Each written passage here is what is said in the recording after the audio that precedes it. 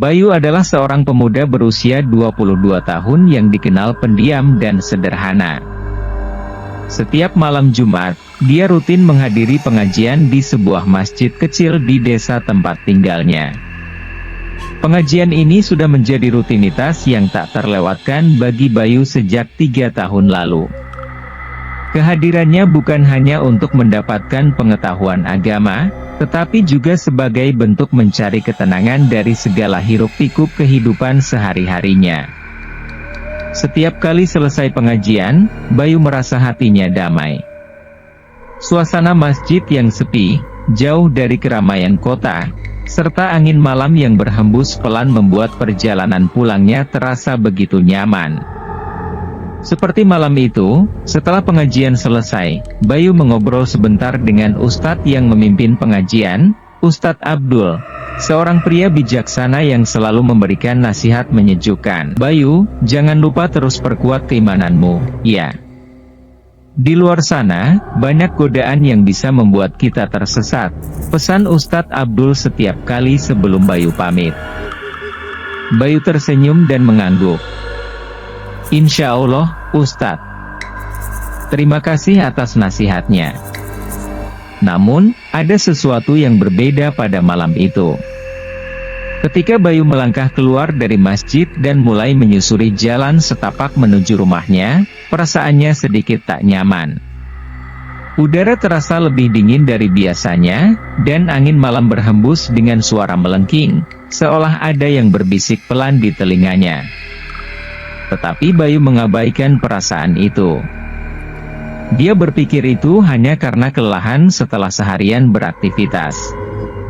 Setiap perjalanan pulang dari pengajian, Bayu selalu melewati jalan yang sepi, jauh dari perkampungan. Di tengah perjalanan, terdapat sebuah kuburan tua yang sudah lama tak digunakan. Meskipun sedikit menakutkan, Bayu tak pernah merasakan hal-hal aneh saat melewati tempat itu. Hingga malam ini, sesuatu yang mengerikan mulai terjadi. Di perjalanan pulangnya, Bayu tiba di dekat kuburan tua yang biasa ia lewati. Malam ini tampak berbeda. Ada bau tanah basah yang menyengat, seakan-akan baru saja ada yang dikubur di sana. Langkah Bayu terhenti saat matanya menangkap gundukan tanah segar di salah satu sisi kuburan. Gundukan itu masih basah, tanda bahwa baru saja ada pemakaman di tempat tersebut. Bayu merasa ada sesuatu yang janggal. Biasanya kuburan ini sepi, dan tak pernah ada yang dikuburkan di sini dalam beberapa tahun terakhir. Bayu mendekat, rasa penasaran mengalahkan rasa takutnya. Di bawah cahaya remang-remang dari lampu jalan yang jauh, Bayu bisa melihat jelas nisan yang baru didirikan. Nisan itu belum tertulis apa-apa, hanya sebuah kayu yang menancap di atas tanah merah. Bayu menunduk, mengamati lebih dekat gundukan tanah itu. Saat itulah, telinganya menangkap suara aneh. Seperti suara tangisan pelan, namun terdengar samar, seolah berasal dari dalam tanah. Jantung Bayu berdegup kencang. Ia mundur perlahan, tetapi rasa penasaran masih menggigit kuat di benaknya. Suara tangisan itu tak berhenti, bahkan semakin jelas terdengar. Bayu memaksakan dirinya untuk melanjutkan perjalanan. Namun, saat dia melangkah menjauh dari kuburan, angin malam semakin kencang berhembus. Suara tangisan yang tadinya terdengar pelan kini berubah menjadi jeritan samar, seolah ada seseorang yang meminta pertolongan dari dalam tanah. Bayu berlari, mencoba melupakan apa yang didengarnya. Astagfirullah. Gumam Bayu berulang-ulang, berusaha menenangkan dirinya. Sesampainya di rumah, Bayu merasa lega. Namun, bayangan kuburan dan suara jeritan itu terus menghantui pikirannya sepanjang malam.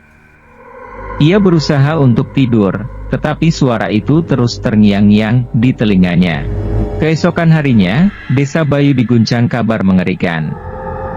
Seorang gadis muda ditemukan tewas di pinggir hutan, tak jauh dari jalan yang biasa Bayu lalui.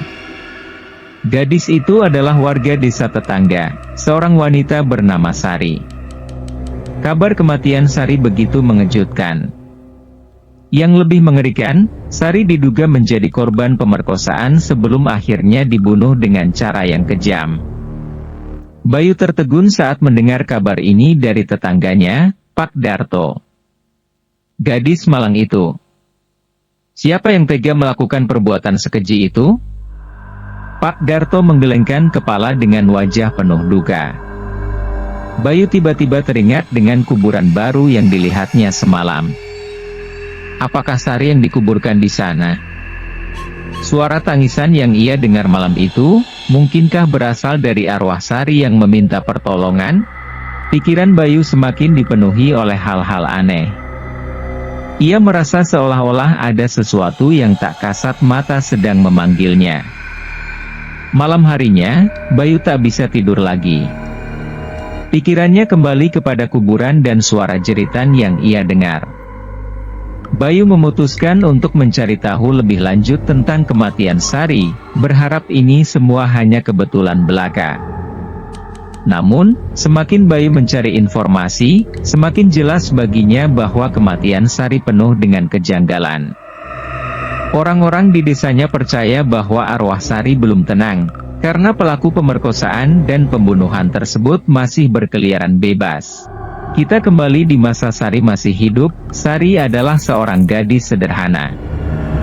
Wajahnya lembut, senyumnya hangat, dan sorot matanya selalu penuh dengan kebahagiaan, walaupun hidupnya tidak selalu mudah. Dia tumbuh besar di desa kecil yang tenang, dikelilingi oleh orang-orang yang ia anggap teman dan saudara. Sari adalah anak yang dikenal rajin dan selalu membantu keluarganya. Dia sering terlihat berjalan di jalan setapak menuju pasar, membawa keranjang kecil berisi sayuran atau hasil kebun keluarganya untuk dijual. Namun, di balik senyum manisnya, Sari adalah sosok yang tangguh. Meskipun kedua orang tuanya telah tiada, ia tak pernah merasa terpuruk. Bersama neneknya, ia menjalani hidup dengan penuh rasa syukur, percaya bahwa semua yang terjadi adalah kehendak Tuhan. Setiap harinya, Sari menjalani hidup dengan penuh semangat, namun takdir berkata lain. Malam itu, segalanya berubah. Malam ketika dunianya yang damai dipecahkan oleh kebrutalan yang tak terbayangkan. Malam itu, Sari sedang dalam perjalanan pulang setelah membantu neneknya di pasar. Matahari telah terbenam, meninggalkan semburat merah di langit yang semakin gelap.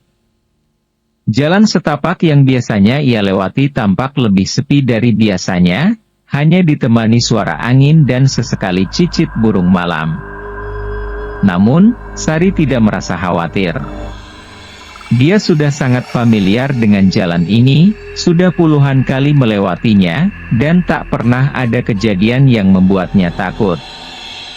Namun, ada yang berbeda malam itu. Bayang-bayang pohon di tepi jalan terasa lebih pekat, dan ada aura ganjil yang menggelayut di udara. Langkah kaki Sari melambat ketika ia merasa ada sesuatu yang tidak beres. Naluri Sari mulai berbisik padanya bahwa ada yang mengawasinya, namun ia mencoba menepis perasaan itu. Mungkin hanya perasaanku saja, batinnya, berusaha tetap tenang. Sari mempercepat langkahnya, ingin segera tiba di rumah. Namun, tiba-tiba dari balik pepohonan, 3 sosok muncul. Mereka adalah Rudi, Anton, dan Bimo, 3 pemuda yang terkenal sebagai pembuat masalah di desa tetangga. Hati Sari mulai berdegup kencang. Mereka bertiga memandangnya dengan tatapan licik, penuh niat jahat yang tak bisa disembunyikan. Sari mengenal mereka, meskipun tidak pernah berurusan langsung. Mereka adalah preman desa yang sering mengganggu para penduduk, namun Sari tidak pernah menyangka bahwa mereka akan berani mengganggunya. "Hei, Sari, mau kemana malam-malam begini?" Rudi berbicara dengan nada mengejek, senyum jahat di wajahnya. Sari merasakan detak jantungnya semakin cepat. Dia mundur perlahan, mencoba untuk menjaga jarak. aku harus pulang." "Nenekku sedang menunggu," jawab Sari dengan suara gemetar, berusaha bersikap tegar. Namun, dia tahu ada sesuatu yang tidak beres. Nalurinya mengatakan bahwa bahaya semakin dekat. "Jangan buru-buru, Sari. Kita cuma mau ngobrol sebentar," kata Anton, langkahnya mulai mendekat. Sari merasa panik. Dia melirik ke sekitar, berharap menemukan jalan keluar, namun mereka sudah mengelilinginya. Jalan setapak itu kini terasa seperti perangkap. "Maaf, aku harus pergi," kata Sari tegas, mencoba melangkah mundur, tapi Bimo segera menghalanginya. Tangan Bimo yang besar dan kasar mencengkeram lengannya dengan kuat, membuatnya meringis kesakitan. "Tolong, lepaskan aku." Sari meronta, namun kekuatannya tidak sebanding dengan mereka bertiga. Rasa takut semakin merambat ke seluruh tubuhnya. Dia mencoba berteriak, tetapi Anton menutup mulutnya dengan cepat. Tangannya yang besar dan kotor membuat Sari merasa tercekik, napasnya tertahan di tenggorokan. Malam yang sunyi itu berubah menjadi malam penuh horor bagi Sari. Dia diseret ke dalam hutan, jauh dari jalan setapak, jauh dari pandangan siapapun. Di sana, di bawah bayang-bayang pepohonan yang lebat, mereka mulai memperlihatkan kebiadaban mereka. Sari berusaha melawan. Dia menendang, meronta, dan mencoba melarikan diri, namun mereka terlalu kuat. Tangan-tangan mereka mencengkeram tubuhnya dengan kasar, dan menjatuhkannya ke tanah. Suara ranting yang patah dan daun-daun kering yang terinjak di bawah tubuhnya terasa begitu jelas di telinga Sari, namun jeritannya tertelan oleh kegelapan malam. Dia berteriak meminta tolong, tetapi tidak ada yang mendengar. Tidak ada yang datang untuk menyelamatkannya. Saat tubuhnya terbaring di tanah, Sari merasa semua kekuatannya perlahan menghilang. Tubuhnya terasa sakit, namun yang lebih menyakitkan adalah rasa takut dan penghinaan yang mereka tanamkan di hatinya. Air matanya mengalir deras, tetapi mereka tidak peduli. Mereka hanya tertawa, suara tawa yang penuh kebiadaban, seolah-olah nyawa Sari tidak lebih dari sekadar mainan bagi mereka. "Kenapa kalian melakukan ini? Apa salahku?" Sari terisak, suaranya hampir tidak terdengar karena rasa sakit yang mendera seluruh tubuhnya. Namun, tidak ada jawaban. Tidak ada belas kasihan. Yang ada hanyalah tawa yang semakin keras, semakin jahat. Sari merasa dunianya hancur berkeping-keping. Dia memohon, berteriak, tapi mereka terus melakukan kebiadaban mereka, tanpa henti. Tanpa sedikit pun rasa bersalah. Detik demi detik berlalu, dan setiap detik terasa seperti siksaan tak berujung. Sari merasa tubuhnya semakin lemah, dan dalam hatinya, ia tahu bahwa tidak ada jalan keluar dari situasi ini. Perlahan, rasa sakit fisik mulai bergeser menjadi rasa putus asa. Kepalanya berdenyut, napasnya semakin pendek, dan dia mulai merasakan dinginnya tanah di bawah tubuhnya. Namun, yang paling menyakitkan adalah kenyataan bahwa hidupnya yang penuh harapan dan mimpi kini direnggut dengan cara yang begitu keji. Ketika akhirnya mereka selesai, mereka meninggalkan tubuh Sari yang lemah tergeletak di tanah. Sari terbaring tak berdaya, matanya menatap langit malam yang penuh bintang. Tetapi cahaya bintang itu tidak lagi tampak indah baginya. Dunia yang pernah ia kenal berubah menjadi tempat yang begitu asing, penuh dengan kegelapan dan kebrutalan. Tubuhnya hancur, namun hatinya yang lebih menderita.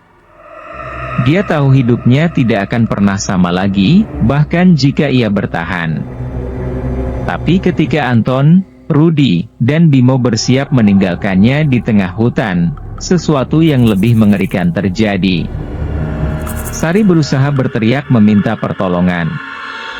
Tapi suara Sari terdengar lemah dan penuh rasa takut.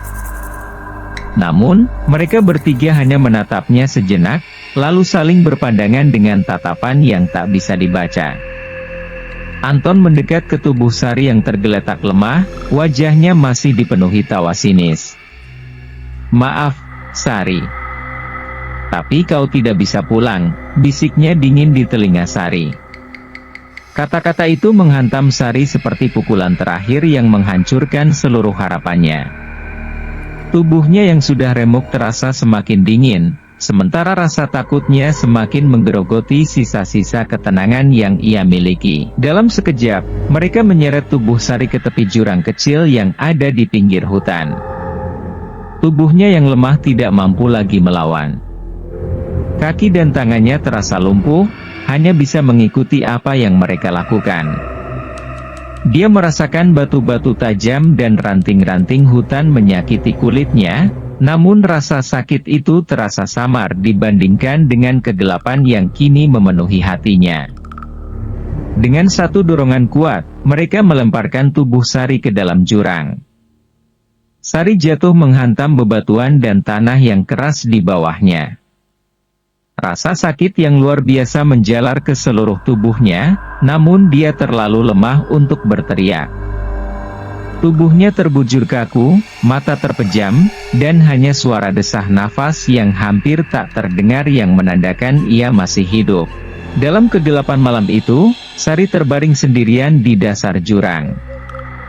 Langit malam yang sebelumnya penuh bintang kini terlihat jauh, terlalu jauh untuk bisa memberikan secercah harapan. Air mata terus mengalir dari matanya, membasahi tanah di bawah kepalanya.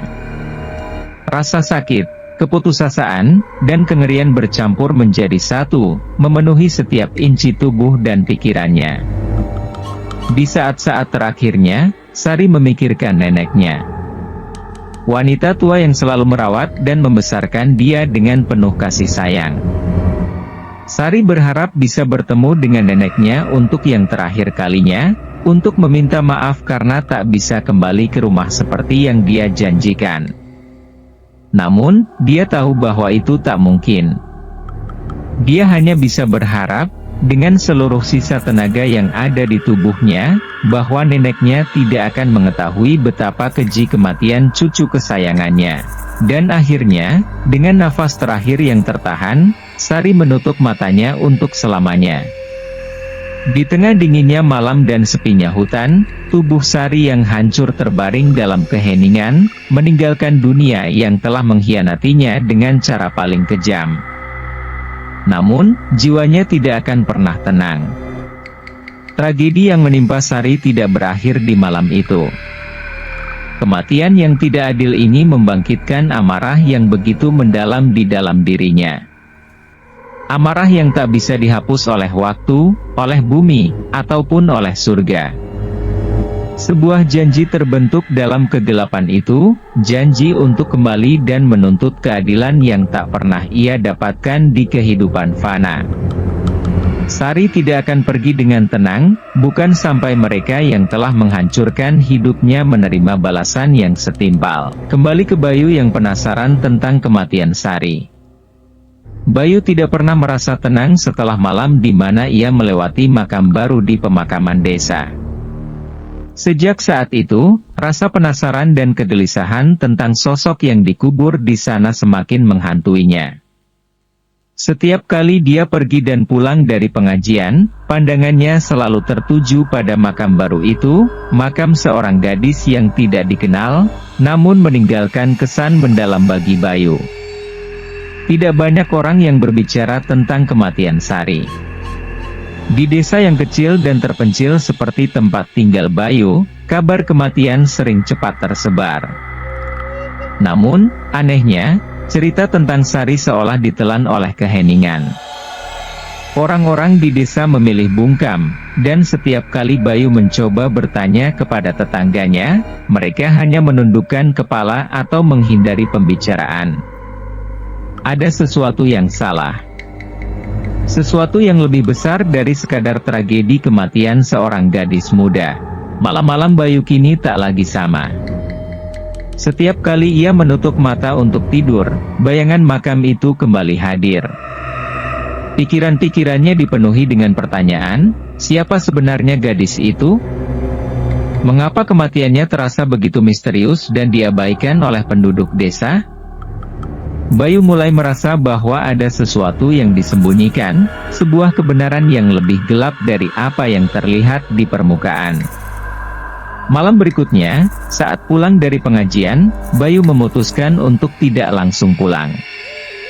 Hatinya terasa berat, seolah ada sesuatu yang menahannya untuk pergi. Kakinya membawa dia kembali ke pemakaman, di mana makam Sari berada. Angin malam berhembus lembut, membawa kesunyian yang mencekam. Langit dipenuhi awan kelabu, hanya beberapa bintang yang samar-samar terlihat di balik tirai malam. Bayu berdiri di tepi makam, menatap nisan yang sederhana. Nama, Sari, tertulis di sana, tanpa keterangan lebih lanjut. Tidak ada tanggal lahir, tidak ada pesan terakhir, hanya nama dan keheningan yang mengelilinginya. Hati Bayu terasa semakin gelisah. Mengapa seorang gadis muda meninggal begitu cepat dan seolah dilupakan? Bayu merasakan sesuatu yang lebih dari sekadar rasa penasaran. Dia merasa bahwa ada keadilan yang belum terungkap. Tanpa disadari, tangannya menyentuh nisan itu. Begitu jemarinya menyentuh batu dingin itu, Bayu merasakan sensasi aneh. Sebuah hawa dingin merayap di sepanjang punggungnya, dan tiba-tiba ada bisikan halus yang terdengar di telinganya. Suara itu begitu pelan, hampir seperti hembusan angin, namun jelas mengatakan namanya. Bayu. Terdengar suara memanggil namanya. Dia tersentak mundur, pandangannya beralih ke sekeliling. Jantungnya berdebar kencang. Tidak ada siapapun di sekitar. Hanya kesunyian malam dan bayang-bayang pepohonan yang tertiup angin. Bayu mengusap wajahnya, berusaha menenangkan diri, namun perasaan bahwa ada sesuatu yang tidak terlihat terus mengikutinya. Selama beberapa malam berikutnya, kejadian serupa terus menghantui Bayu. Setiap kali dia melewati makam itu, ada perasaan dingin yang merasuk ke dalam dirinya. Suara-suara bisikan semakin sering terdengar, selalu memanggil namanya dengan nada yang lembut namun menyeramkan. Mimpi-mimpi buruk mulai mengisi tidurnya, dan dalam mimpi itu, dia melihat sosok gadis dengan wajah pucat yang berdiri di tepi hutan. Wajahnya hancur, penuh luka, namun matanya terus menatap Bayu dengan tatapan yang seolah meminta pertolongan. Bayu mulai merasa bahwa arwah Sari sedang mencoba berkomunikasi dengannya. Namun, mengapa Sari memilih dia? Apa yang sebenarnya terjadi pada gadis itu? Rasa penasaran Bayu semakin tak tertahankan, dan dia tahu bahwa dia harus mencari tahu kebenaran, meskipun itu berarti menghadapi sesuatu yang lebih menyeramkan daripada yang pernah dia bayangkan.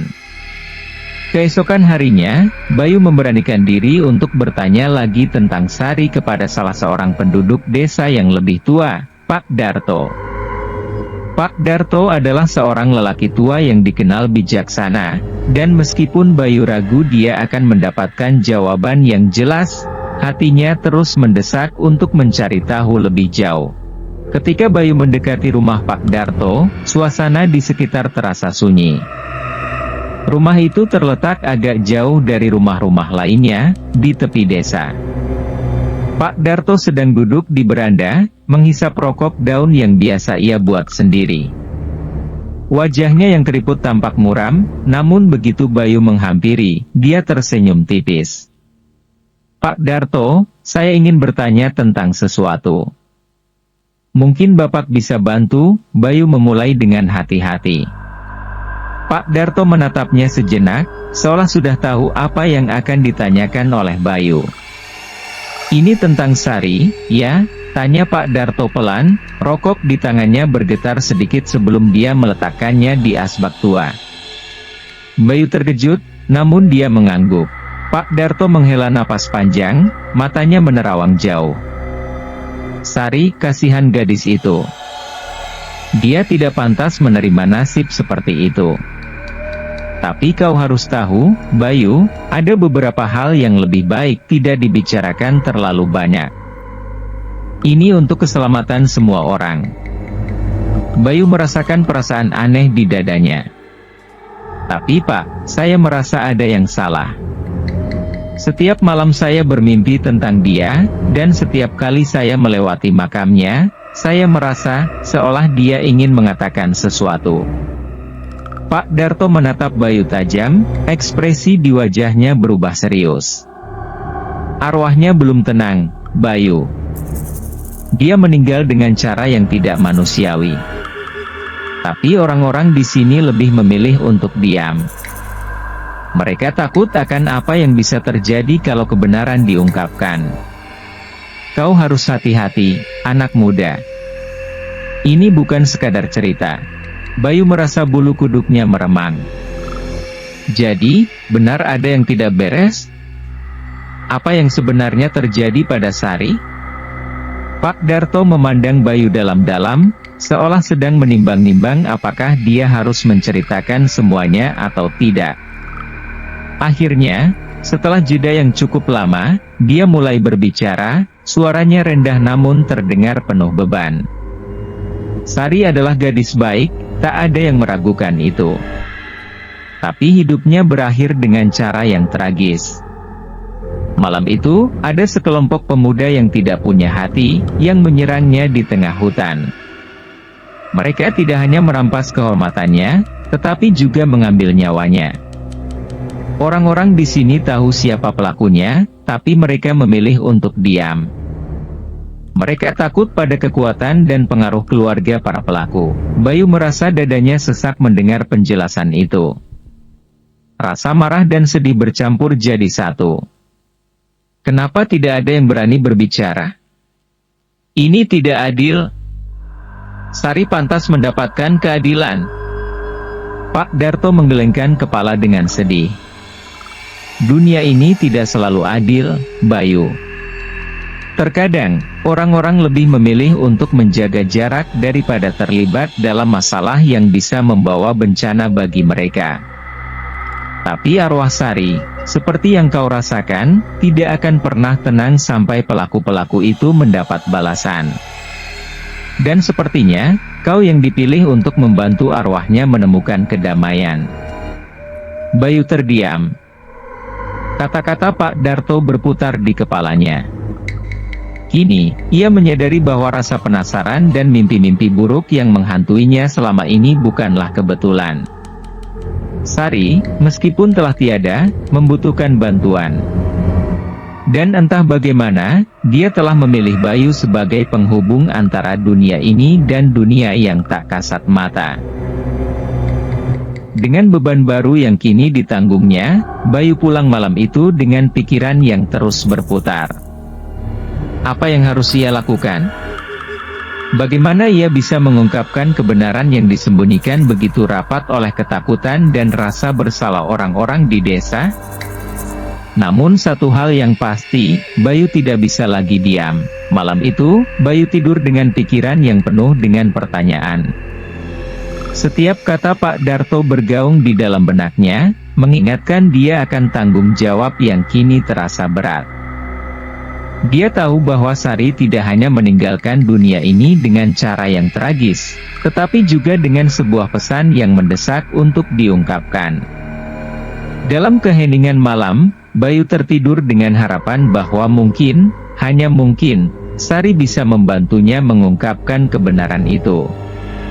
Saat gelap menyelimuti pikirannya, Bayu terjatuh ke dalam mimpi yang dalam. Ketika dia membuka matanya, suasana sekelilingnya telah berubah. Dia tidak lagi berada di kamarnya.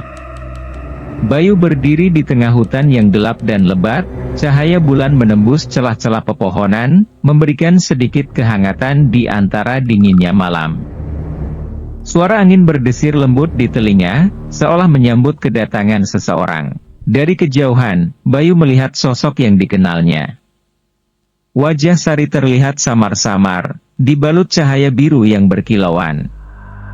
Ia berdiri di tepi jalan setapak, menatap Bayu dengan mata yang penuh harapan dan kesedihan.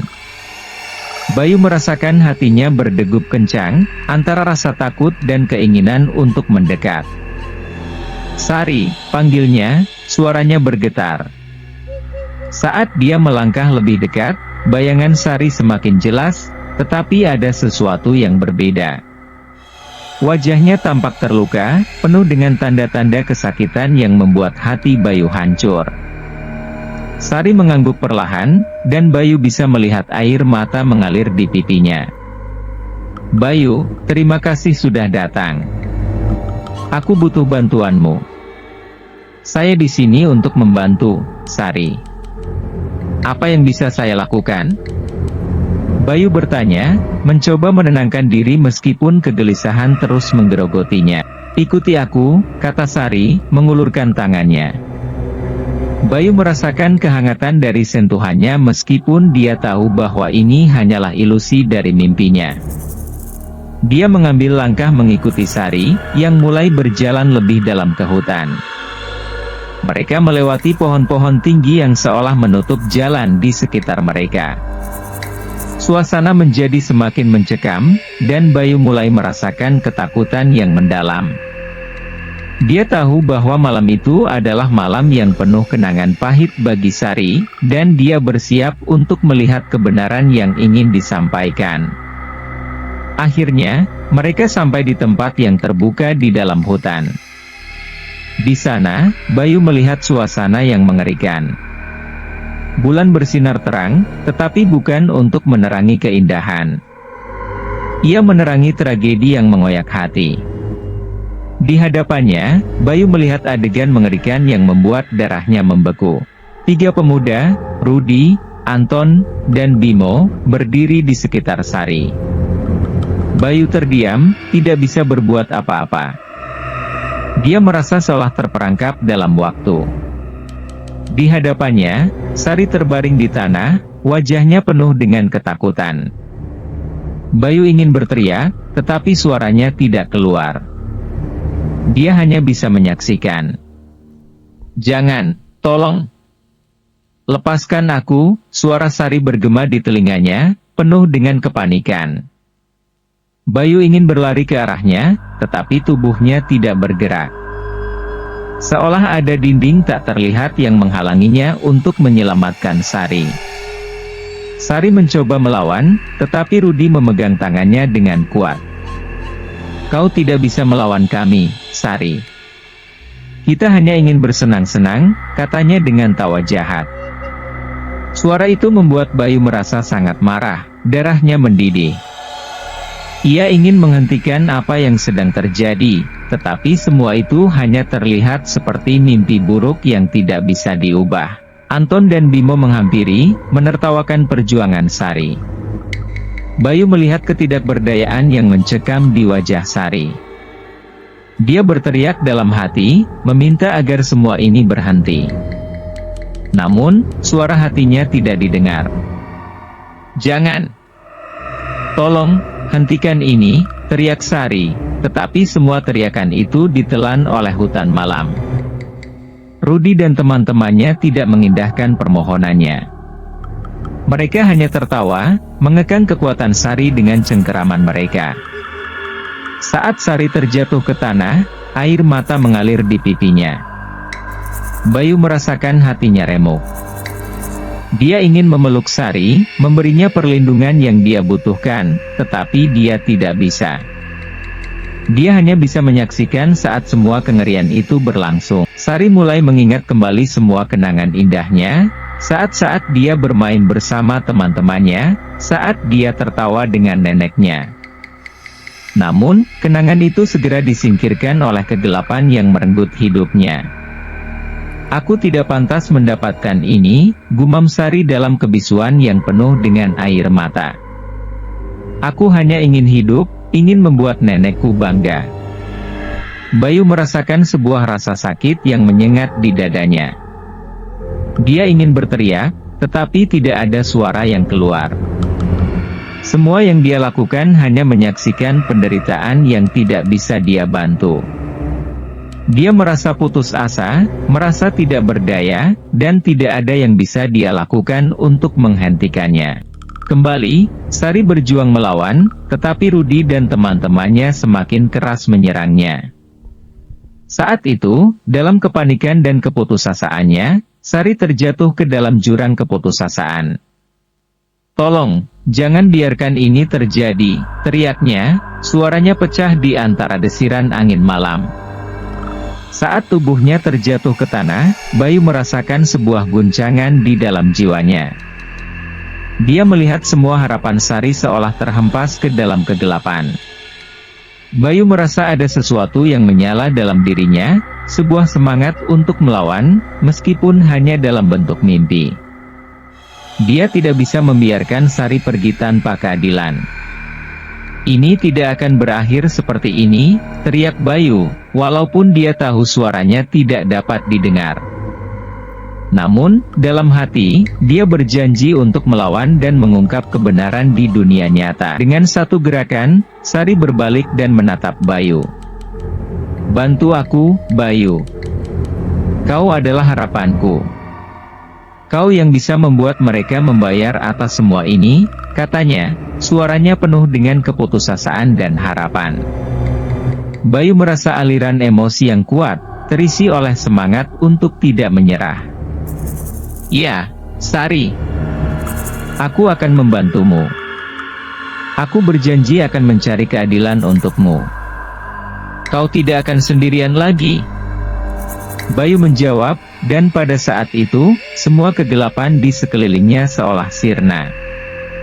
Cahaya lembut mengelilingi mereka, dan dalam sekejap, hutan menghilang, tergantikan oleh cahaya yang lebih terang. Bayu terbangun dengan terengah-engah. Jiwanya bergetar, dan pikirannya dipenuhi oleh kekuatan yang baru. Malam itu, di alam mimpi, Sari telah memberinya tujuan dan semangat untuk melanjutkan perjuangan. Dia tahu bahwa keadilan harus ditegakkan, dan dia bersumpah untuk mengungkapkan kebenaran yang terpendam dalam Sementara itu, Sari, meskipun terjebak di antara dunia ini dan yang lain, merasakan harapan yang baru. Dia tahu bahwa Bayu adalah orang yang tepat untuk membantunya, dan bersamanya, dia akan menemukan kedamaian yang telah lama hilang.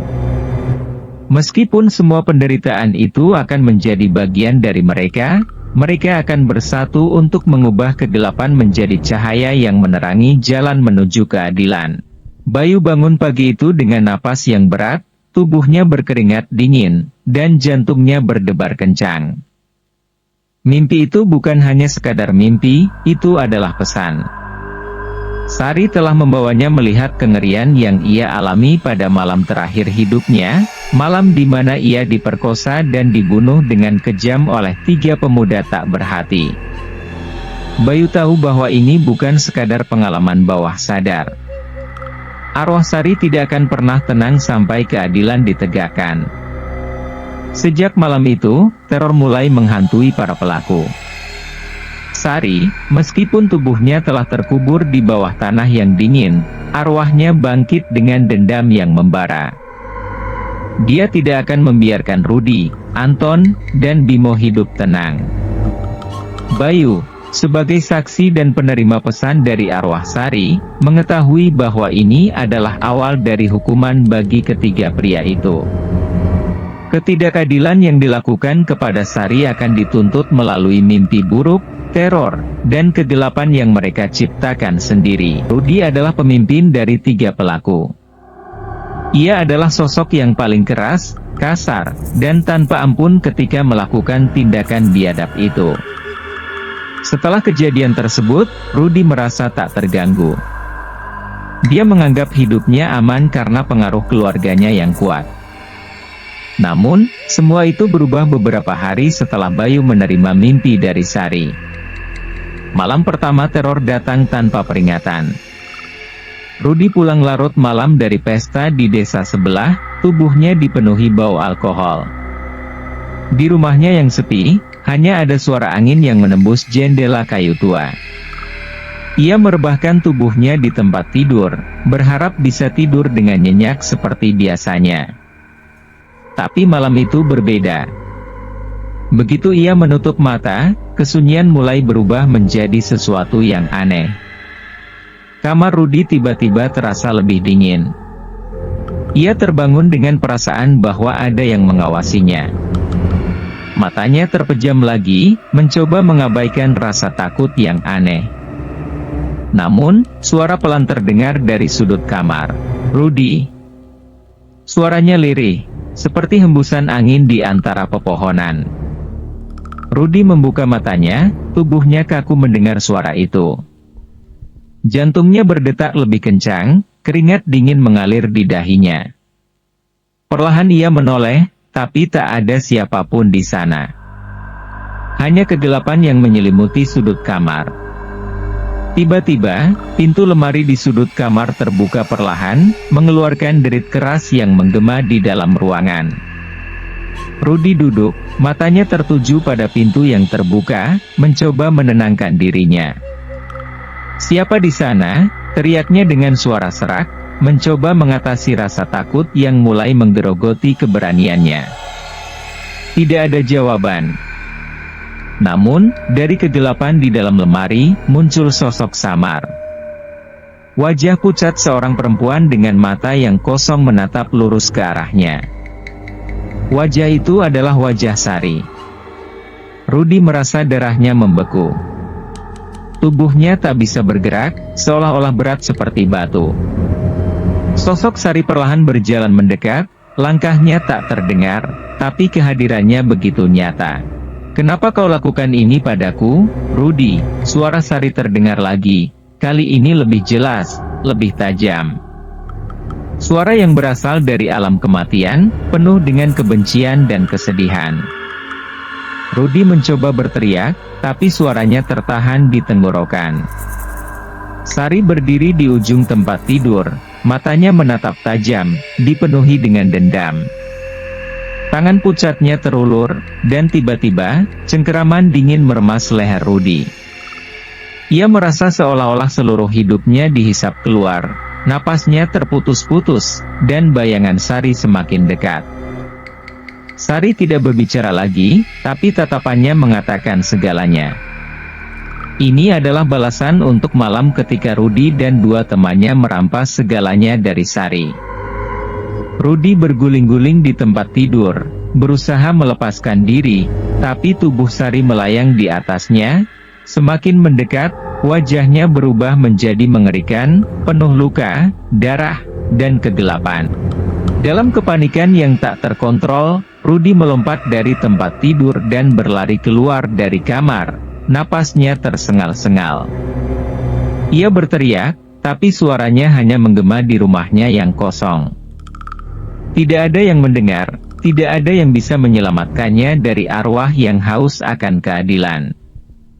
Sepanjang malam, sosok Sari mengejarnya, di setiap sudut, di setiap bayangan, hingga akhirnya pagi datang dan mengakhiri terornya. Untuk malam itu, Anton adalah pelaku kedua.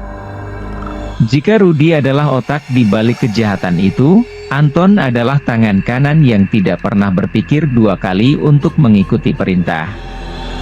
Setelah kejadian malam itu, Anton merasa sedikit gelisah, tetapi dia tetap yakin bahwa semua akan berlalu dengan cepat.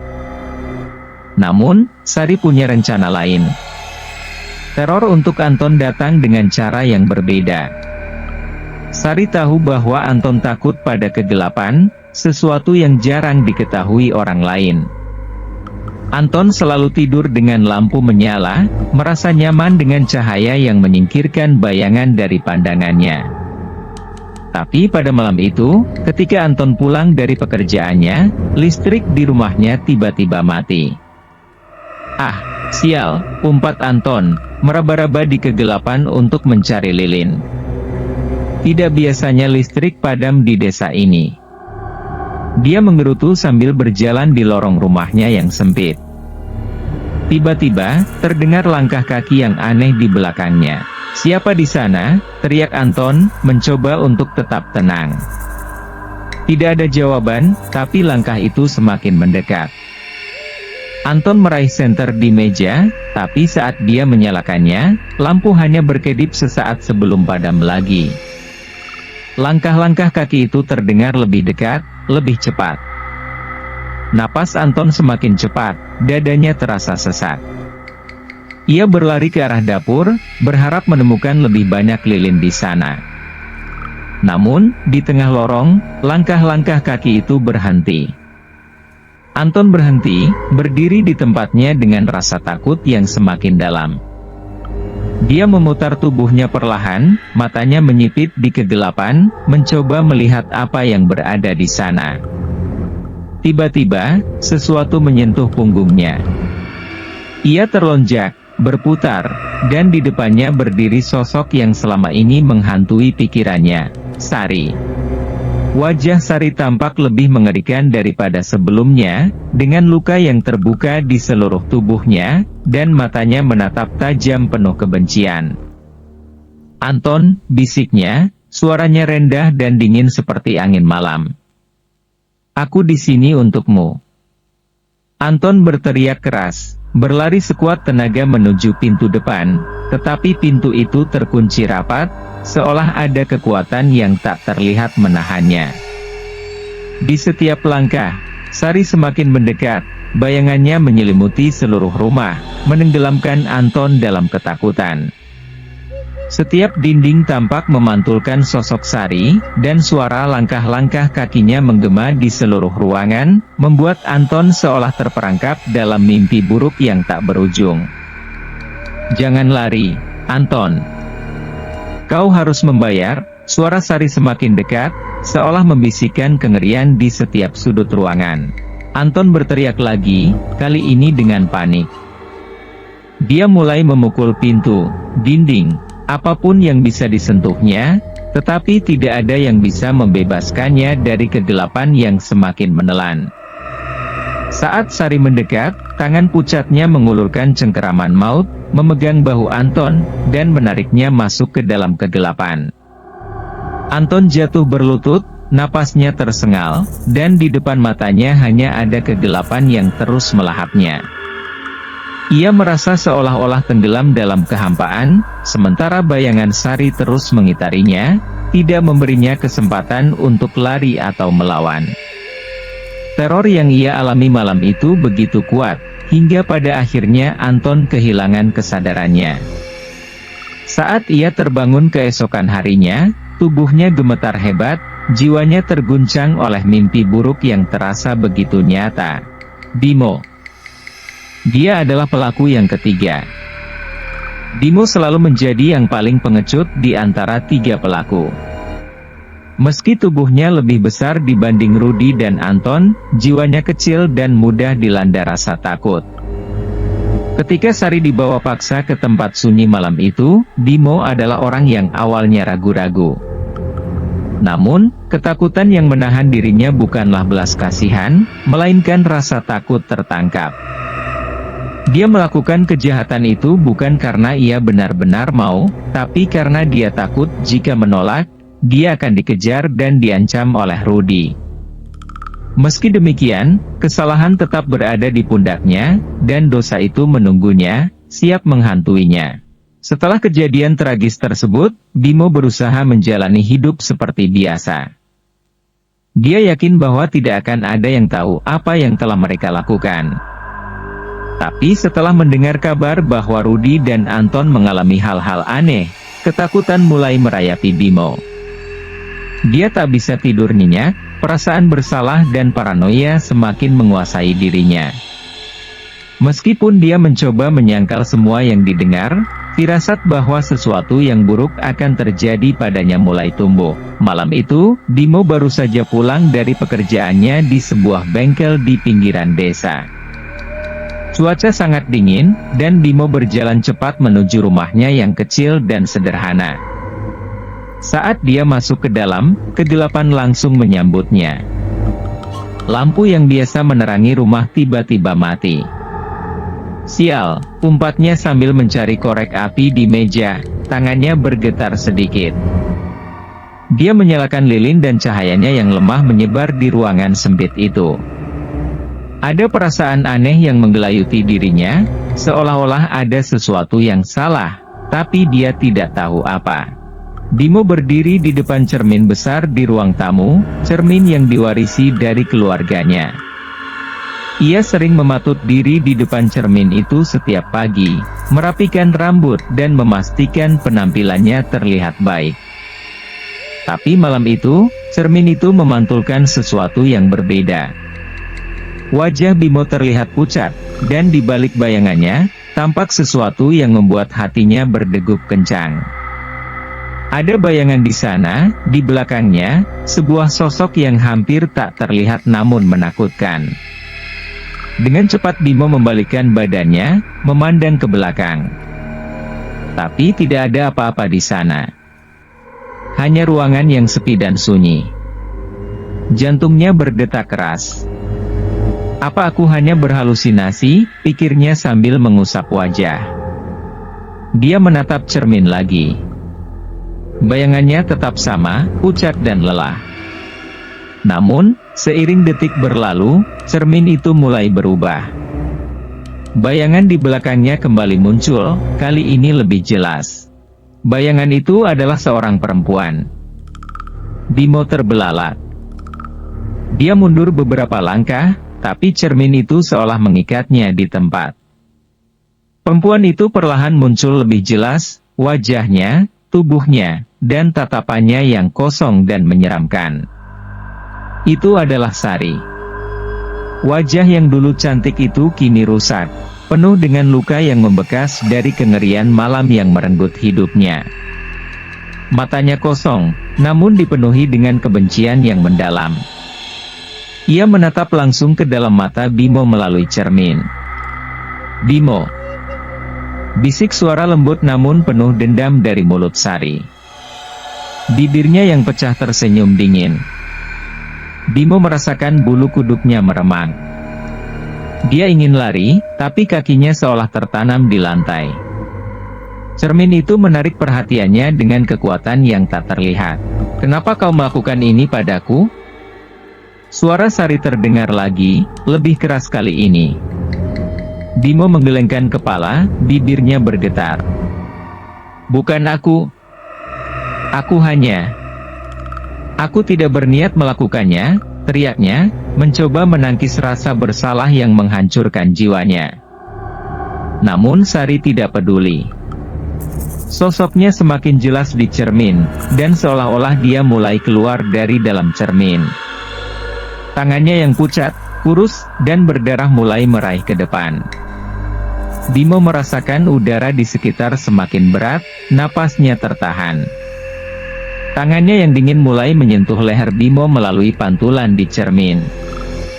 Padahal, fisik Sari masih di dalam kaca, tapi Bimo merasa cengkraman dingin itu nyata, menekan napasnya dan membuatnya semakin panik. Bimo menjerit keras, berlari mundur hingga punggungnya menabrak dinding. "Jangan! Tolong, jangan! Aku tidak ingin melakukan itu, mereka yang memaksaku," teriaknya putus asa. Namun, cengkeraman Sari semakin kuat. Tangan-tangan dingin itu kini sepenuhnya keluar dari cermin, meremas leher Bimo, menggeretakkan giginya. Mata Sari yang penuh kebencian membara, menembus jiwa Bimo, seolah membaca setiap dosa dan ketakutan terdalamnya. Sari memiringkan kepalanya, dengan senyum mengerikan yang menampakkan luka-luka di wajahnya.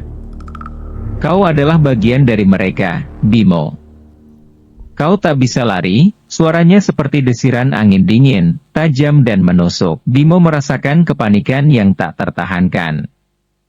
Dia berusaha meraih benda apa saja untuk mempertahankan diri, tapi setiap benda yang disentuhnya jatuh dari tangannya yang gemetar.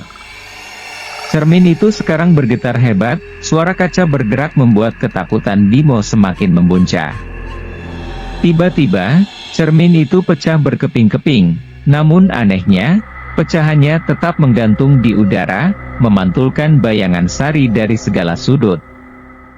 Bimo terjebak di antara pecahan-pecahan itu, dan di setiap potongan kaca, wajah Sari terus menatapnya dengan senyum sadis. Dengan satu jeritan terakhir, Bimo jatuh tersungkur ke lantai. Suaranya hilang dalam heningnya malam. Ketika dia membuka matanya, cermin itu kembali utuh, dan Sari telah menghilang. Namun, dia tahu bahwa arwah itu tidak akan pernah benar-benar pergi. Bayangannya mungkin hilang malam ini, tapi kehadirannya akan terus membayangi setiap langkah Bimo, setiap pantulan cermin yang dia lihat, setiap bayangan yang muncul di sudut matanya. Malam itu, Bimo merasakan bahwa hidupnya tidak akan pernah sama lagi. Dia kini hidup dalam ketakutan, dikejar oleh bayangan dosa yang tak pernah bisa dihindarinya. Setiap kali dia menatap cermin, dia akan selalu melihat Sari di sana, menunggunya, siap mengambil apa yang tersisa dari hidupnya. Ketakutan Bimo bukan hanya karena teror yang Sari bawa, tapi karena dia tahu bahwa pada akhirnya, arwah Sari akan datang untuk menuntaskan dendamnya, dan saat itu tiba, tak ada tempat bagi Bimo untuk bersembunyi. Sari, dengan kemarahan dan kesedihan yang tak terhingga, telah menyampaikan pesannya. Ketiga pria yang telah menghancurkan hidupnya kini hidup dalam ketakutan, teror, dan rasa bersalah yang tak pernah mereka bayangkan sebelumnya. Namun, keadilan sejati belum benar-benar tercapai. Sari masih bergentayangan, dan Bayu tahu bahwa tugasnya belum selesai. Masih ada satu langkah terakhir yang harus dilakukan untuk memastikan bahwa semua orang yang terlibat dalam kematian Sari, baik yang langsung maupun tidak, akan membayar harga yang setimpal. Di sisi lain, Bayu mulai menyadari bahwa dirinya kini semakin terikat dengan arwah Sari, dan dia tidak bisa melepaskan diri begitu saja. Teror ini hanyalah awal dari perjalanan yang lebih dalam dan lebih kelam. Kembali ke Bayu yang telah mengetahui tentang pembunuhan Sari. Bayu tidak bisa lagi tidur dengan tenang. Setiap malam, bayangan Sari selalu datang menghantuinya, menelusup ke dalam mimpinya seperti kabut yang tak bisa dihalau. Bayangan malam saat Sari diperkosa dan dibunuh terus menghantui pikiran Bayu. Tangan-tangan yang menahan tubuh Sari, jeritannya yang pilu, dan tatapan penuh ketakutan yang ia lihat melalui mimpi-mimpinya membuat Bayu semakin tidak tenang. Sari telah menunjukkan semuanya kepadanya, memaksa Bayu melihat apa yang sesungguhnya terjadi malam itu. Bukan hanya rasa takut yang mengguncang dirinya, melainkan rasa bersalah yang semakin dalam karena tidak segera bertindak. Sari tidak hanya meminta bantuan, dia memohon keadilan. Semakin Bayu mengabaikan petunjuk-petunjuk yang diberikan arwah Sari, semakin kuat pula teror yang ia rasakan. Sari tidak akan membiarkannya hidup dengan damai sampai Bayu melakukan sesuatu untuk menebus ketidakadilan yang telah terjadi. Setiap hari Bayu merasakan tekanan yang semakin berat. Tubuhnya semakin kurus, matanya semakin cekung karena kurang tidur, dan pikirannya selalu dipenuhi oleh teror Sari. Bayangan Sari muncul di setiap sudut gelap rumahnya, dalam setiap cermin, dan dalam setiap bisikan angin malam. Dia tahu bahwa dia tidak bisa melarikan diri dari ini. Hingga akhirnya, suatu malam, Bayu memutuskan bahwa ia tidak bisa lagi tinggal diam. Arwah Sari tidak akan berhenti sampai keadilan ditegakkan. Mimpi-mimpinya, bisikan-bisikan dalam gelap, dan penampakan yang kian sering menghantui membuat Bayu semakin yakin bahwa satu-satunya cara untuk menghentikan ini adalah dengan membawa para pelaku ke hadapan hukum. Mereka harus membayar atas apa yang telah mereka lakukan. Bayu mengumpulkan keberanian, dan pada pagi yang dingin dan suram, dia bergegas menuju kantor polisi. Sepanjang jalan, Bayu merasakan jantungnya berdegup kencang, tangan dan kakinya gemetar karena kecemasan. Dia tidak tahu bagaimana polisi akan merespons laporannya, tapi ini adalah langkah yang harus ia ambil. Dia tidak bisa membiarkan arwah Sari terus menderita di antara dunia dan akhirat tanpa keadilan. Setibanya di kantor polisi, Bayu berhenti di depan pintu masuk. Kantor polisi itu tampak sepi, hanya ada beberapa petugas yang sedang berjaga di luar, merokok dan berbincang-bincang. Bayu menarik napas panjang, mencoba menenangkan diri, dan melangkah masuk. Setiap langkah terasa berat, seolah-olah kakinya ditarik ke belakang oleh rasa takut dan keraguan. Namun, suara Sari yang lembut namun penuh kepedihan terus terngiang di telinganya, seolah-olah mendorongnya maju. Di dalam kantor polisi, seorang petugas dengan seragam kusam dan wajah lelah menyambutnya. "Ada yang bisa saya bantu?" tanyanya sambil menatap Bayu dengan penuh rasa ingin tahu. Bayu merasa tenggorokannya kering. Ia menelan ludah, mencoba mengatasi ketegangan yang meremas dadanya. Saya ingin melaporkan sebuah kejahatan." Suaranya terdengar pelan, hampir seperti bisikan. Petugas itu mendekatkan telinganya, mencoba menangkap kata-kata Bayu yang samar. "Kejahatan apa? Apa kau korban?" tanya petugas itu dengan nada yang lebih serius. Bayu menggelengkan kepala, merasa semakin terbebani oleh kebenaran yang akan ia ungkapkan. "Tidak, bukan saya. Tapi, ada seorang wanita yang terbunuh. Namanya Sari." Wajah petugas itu berubah serius. "Kapan ini terjadi? Kenapa baru sekarang kau melaporkannya?" tanyanya dengan nada penuh curiga. Bayu merasa tekanan semakin kuat. Dia tahu, tidak mudah bagi polisi untuk percaya begitu saja. Ini terjadi beberapa bulan yang lalu. Saya baru tahu baru-baru ini. Tapi saya tahu siapa yang melakukannya. Mereka membunuhnya setelah memperkosanya, kata Bayu. Suaranya mulai bergetar saat ia mengingat kembali potongan-potongan mimpi buruk yang selama ini menghantuinya. Polisi itu terdiam sejenak, menatap Bayu seolah menilai apakah dia bisa dipercaya. "Siapa pelakunya?" tanya polisi itu akhirnya, nadanya lebih tenang, meskipun matanya masih dipenuhi rasa ingin tahu. Bayu merasakan beban di dadanya semakin berat. Dia tahu bahwa dengan mengungkap nama-nama itu, dia tidak hanya menyerahkan para pelaku, tetapi juga mempertaruhkan keselamatan dirinya sendiri. Namun, Bayu tahu bahwa tidak ada jalan lain.